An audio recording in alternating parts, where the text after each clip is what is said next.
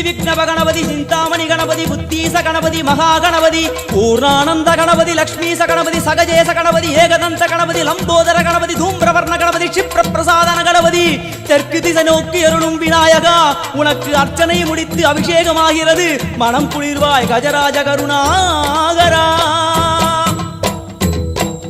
படையல் வைத்தே பூஜை செய்தோம் எங்கள் கணநாதா நடுநடுவே எங்கள் குறையும் சொன்னோம் காதில் கேட்கிறதா உன் மூஷிகமும் என் மனதை போலே சின்னஞ்சிறிதல்லவோ அது கடவுளை தாங்குது எந்த மனமோ பாவம் சுமந்ததுவோ கணபதி ராஜா